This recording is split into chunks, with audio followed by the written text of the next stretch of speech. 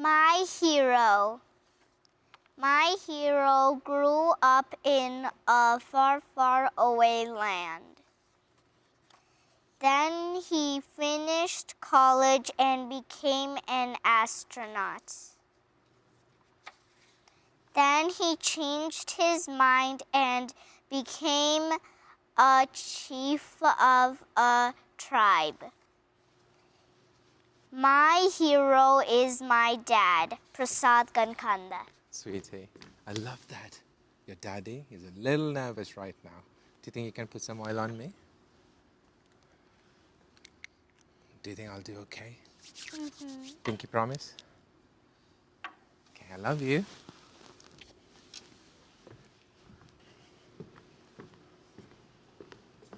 Hello, Young Living. My name is Prasad Gankanda.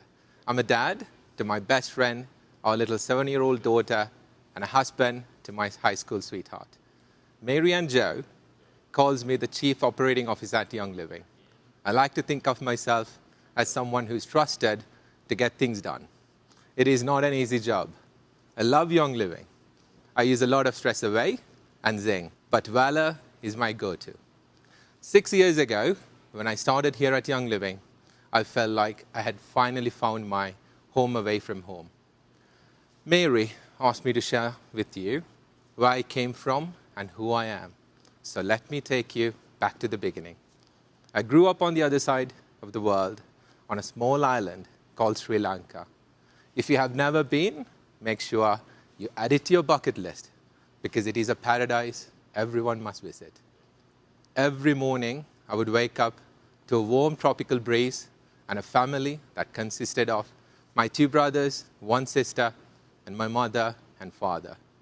Much like you, my father began a business early in life and grew it to be one of the largest in the country. When I was 5 years old, I began my education at a boarding school where I would stay for the next 13 years. After my childhood education, I grew to love aviation. I loved to be in the air, and I began to flying in Sri Lanka.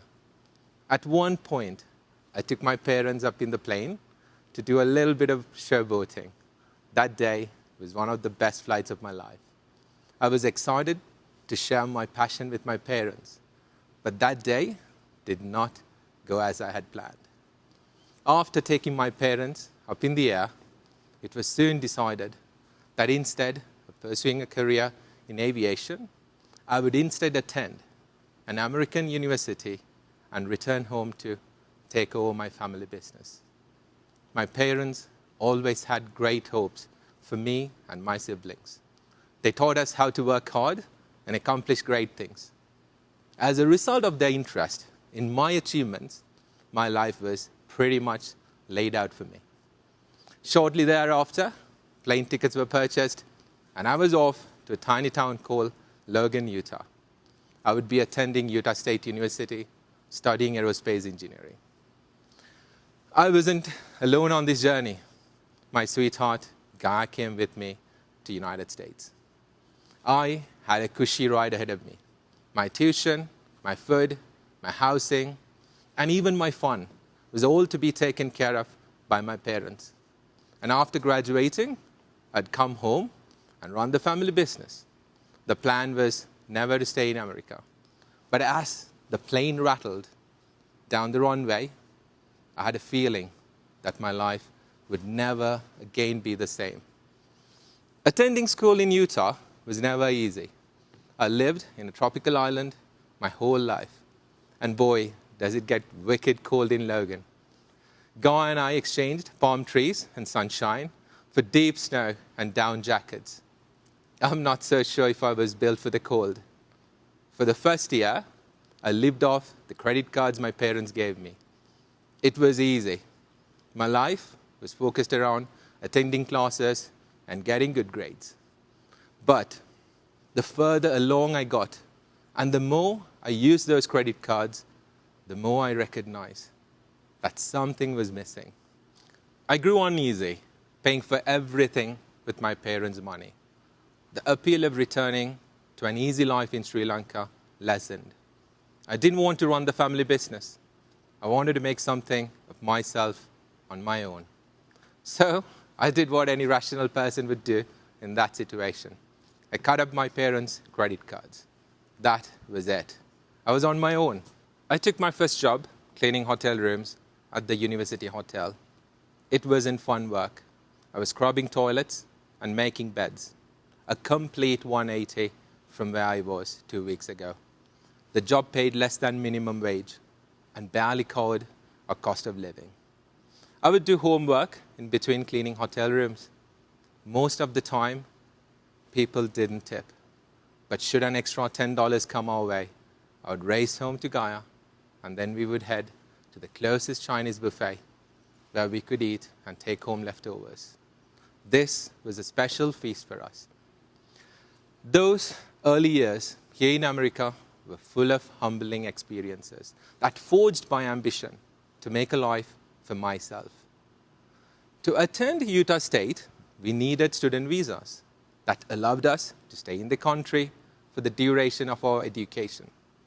But because of the restrictions on our visas, the only way we could stay in the country after we graduated was if one of us found a job.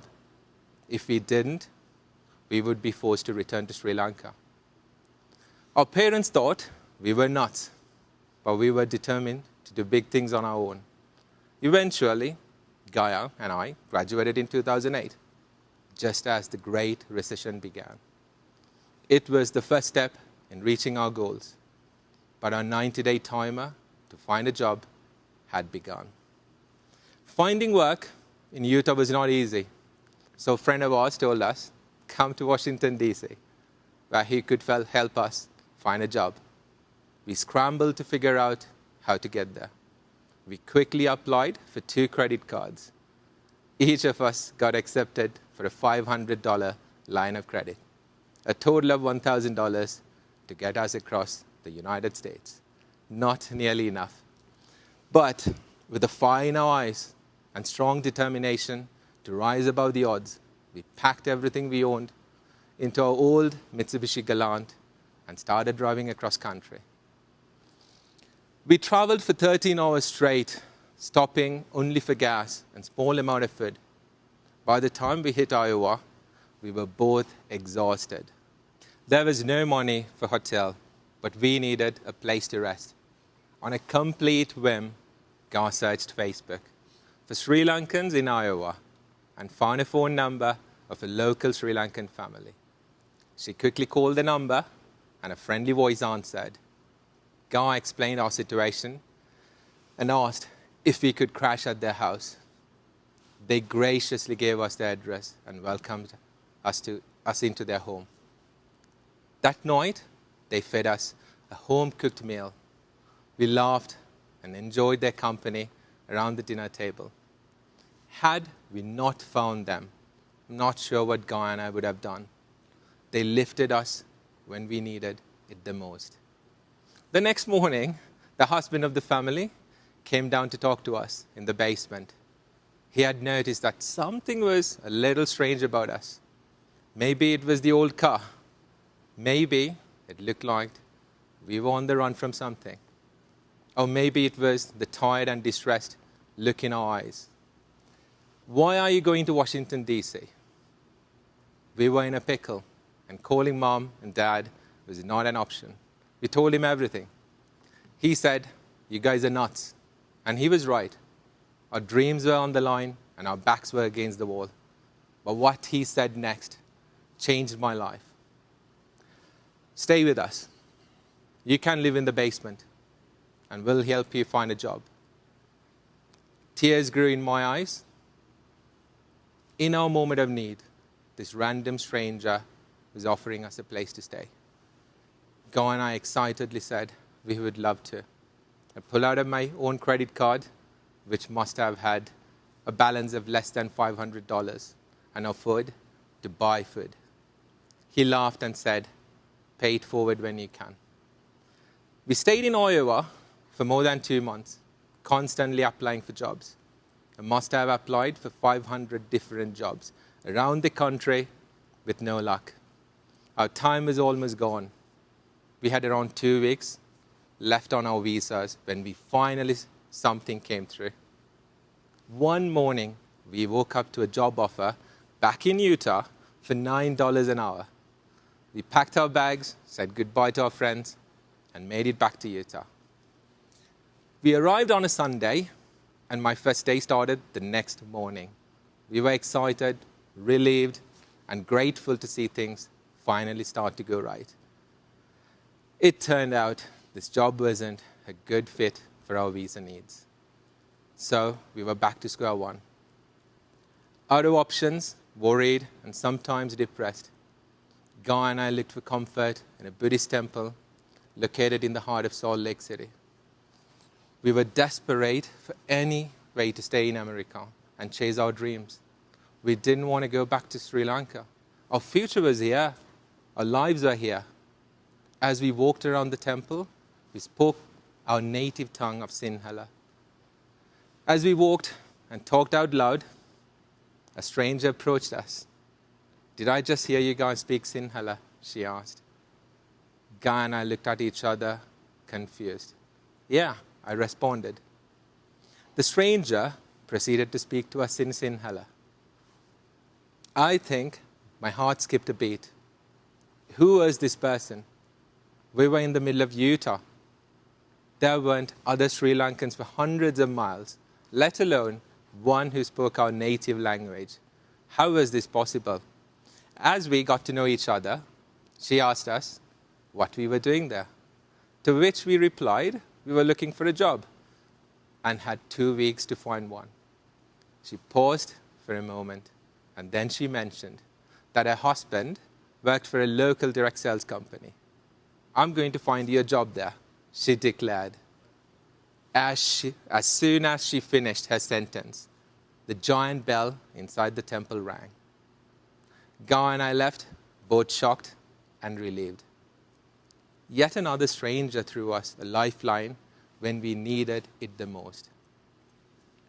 After a long week of waiting and worrying, the day of the interview came. I walked into a room where 5 other people greeted me as they began asking me questions. My heart raced and my mind scrambled. I was intimidated by the things they were asking me. I knew my answers were so bad when some of them were laughing at me. Clearly, I was not the smartest guy in the room. After an uncomfortable amount of time and an even more painful number of poor answers, the hiring manager looked at me, gently said, "You can leave now, Prasad." My heart shattered. It was over. Making my own way in America was no longer an option. Without a job, we would be forced to return home the following week. That was that.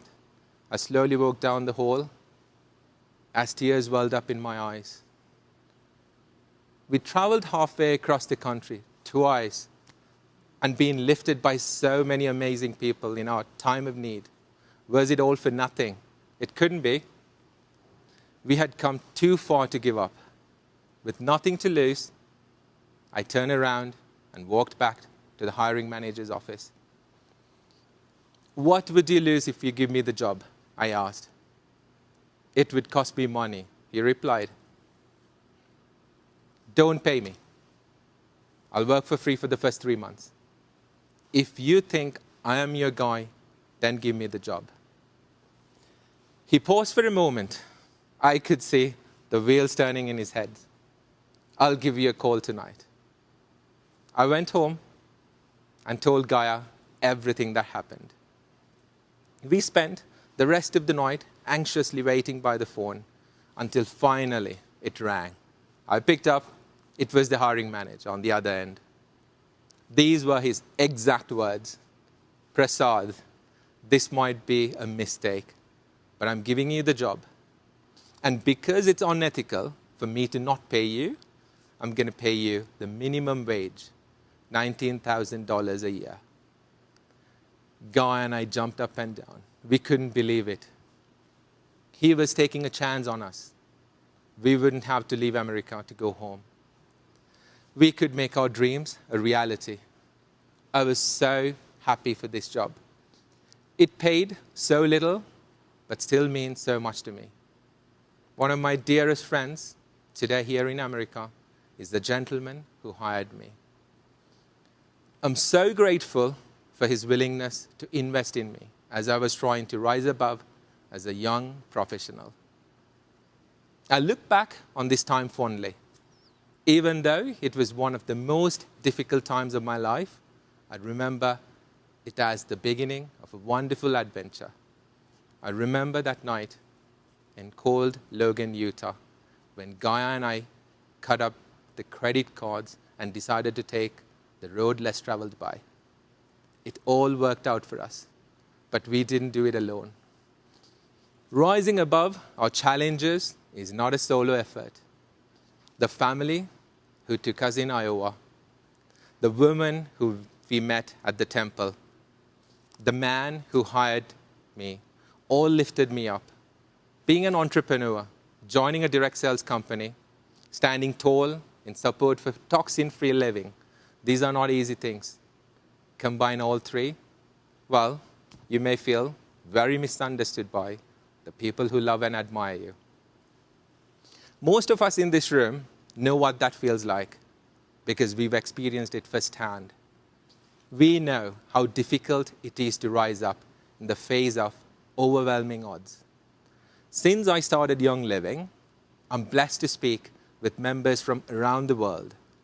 It is not uncommon for me to look into the eyes of a new brand partner and see the same burning passion to rise above similar challenges that I had years ago. I've been fortunate during my time at Young Living to be able to pay those early kindnesses forward by helping others to rise above their challenges. We cannot do it alone. My plea and challenge for each of you today is to lift each other up as we all try to rise above our challenges. Be the person that offers an opportunity, a lifeline, or a word of encouragement to a struggling fellow entrepreneur. Rising above requires hard work. Rising above requires an extra measure of effort. Rising above will include more than just you. Rising above is a team sport. And at Young Living, we have the best team of all. Love you all, and I hope to see you all soon.